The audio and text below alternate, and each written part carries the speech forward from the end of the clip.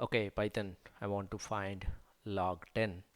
So I can write log of 10. What's the value of log 10? Oops, name log not defined.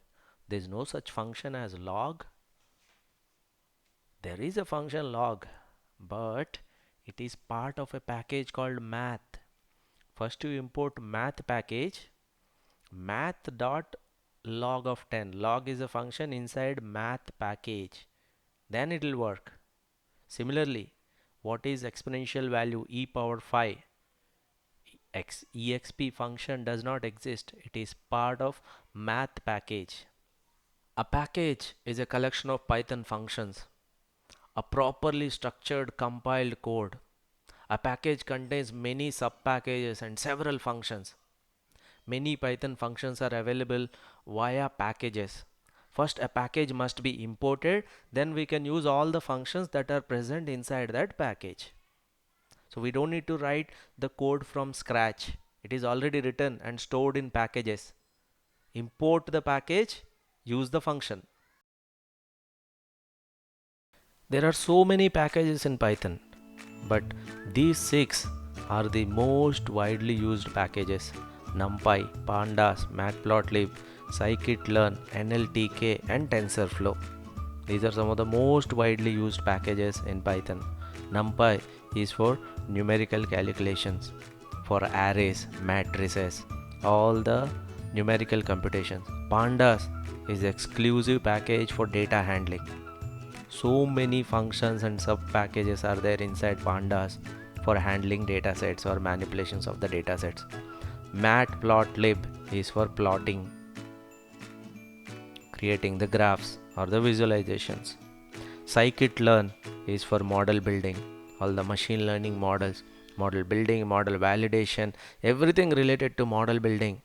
You can find it in scikit-learn library.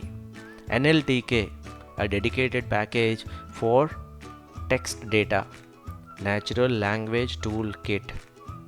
NLTK. This is dedicated package for text data.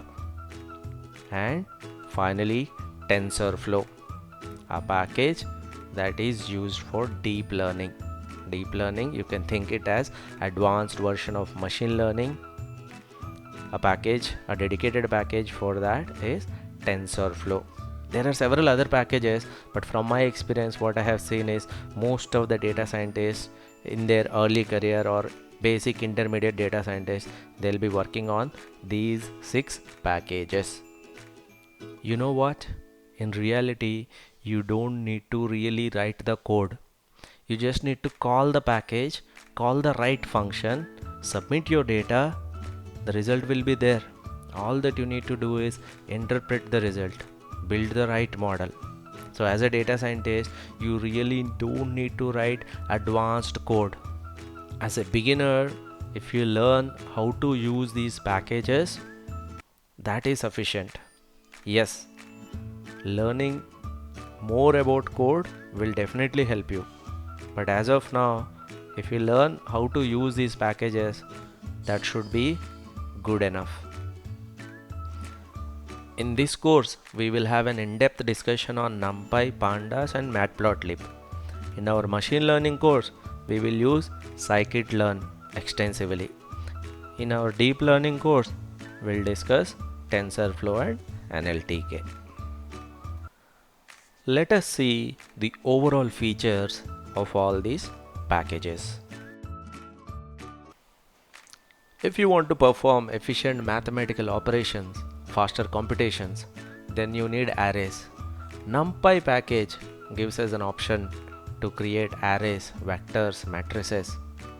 We can do all these mathematical, logical, shape manipulation, sorting, selecting very easily if we have NumPy package.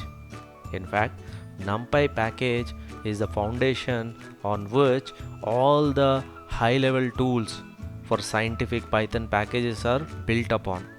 If you think about advanced package like scikit-learn, internally it will be using NumPy in its calculations.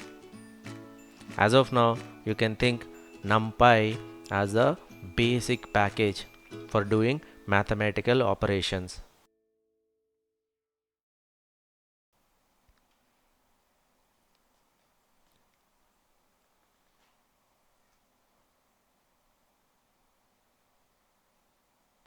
import numpy as np alias, we can directly use import numpy, that's it. But sometimes the package names are quite lengthy, we don't want to mention the package name dot the function name. That is why we write import numpy as np, then we can write np dot the function name. Let us try to create an array, income equal to numpy, which is np right now, np dot array, and you provide the list of values. So np dot array is the function, and it takes list of values as input. This input list will be converted to array. Remember, list is different, array is different. We will see the difference later on. Now we are creating an array, income array. Once you have array, you can perform all the operations related to array on this numpy array.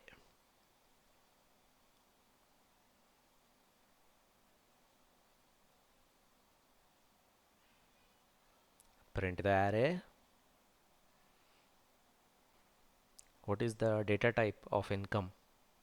Let us just check that to be sure, because this looks like a list, but this is not a list.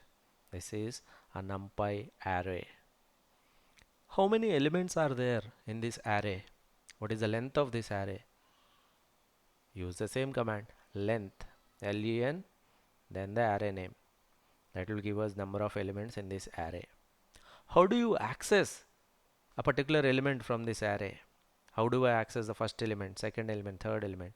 You just give the index, income 0, that will give you the first element.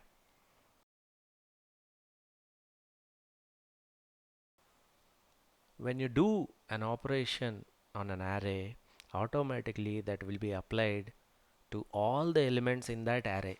That's why we need arrays, so that we can do all these mathematical operations. Expenses equal to income into a particular multiplier. Then expenses is a new array. Automatically the 0.7 will be multiplied to every element inside income. Now this is expenses. If we have two arrays, then we can do all the arithmetic or mathematical calculations. Savings equal to income minus expenses. Savings will be the new array.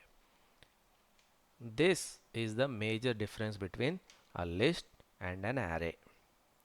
On lists, we cannot perform these mathematical operations. You cannot say list into 0.7. You cannot say list 1 minus list 2. Let's take an example to understand the difference between lists and arrays. Look at this. Here lists and arrays, they look the same. If I print my list, it looks exactly the same as my array. My list, the output is given like this. If I print array, then also the output appears the same way.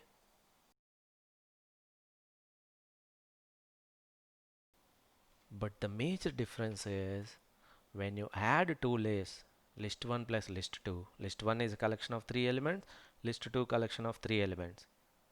The result is collection of 6 elements. Whereas if you add two arrays, corresponding elements will be added. Now that is the major difference between a list and an array.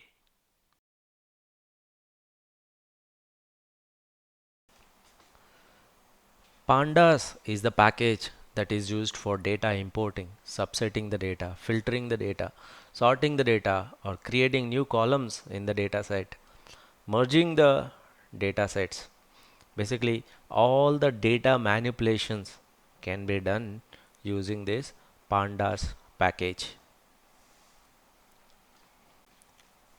This is a very important package for us. It has so many useful functions that we will be using again and again. We have a dedicated session on pandas and data manipulations, but as of now, we will just see one example of how to use pandas.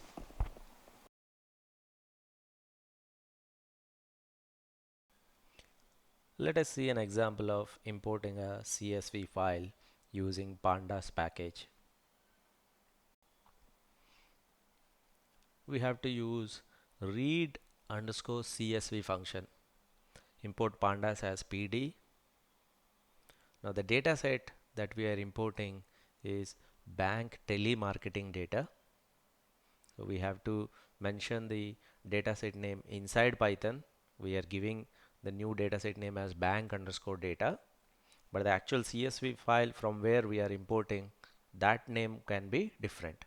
PD dot read underscore CSV, mention the complete path along with the file name and along with the extension. Listen to this carefully. When you are mentioning the path, you have to mention the path in Linux style.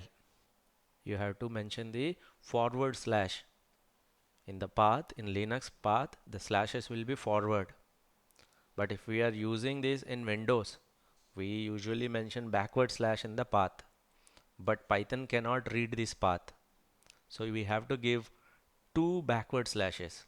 You have to give two backslashes, then only Python will be able to traverse through this path. Otherwise you will get path related error. Python will tell you I am not able to read this path. If you are using Windows operating system, use the backward slash but mention it twice. Write the complete path, complete file name along with the extension. We have uploaded this file onto GitHub. We can directly mention the GitHub location. Here is the file. You copy the path, directly mention this path. Then this dataset, which is bank underscore market.csv, this CSV file will be imported to Python. It will be stored in bank underscore data. This is known as data frame. What is a data frame? The usual dataset that we call, which has rows and columns.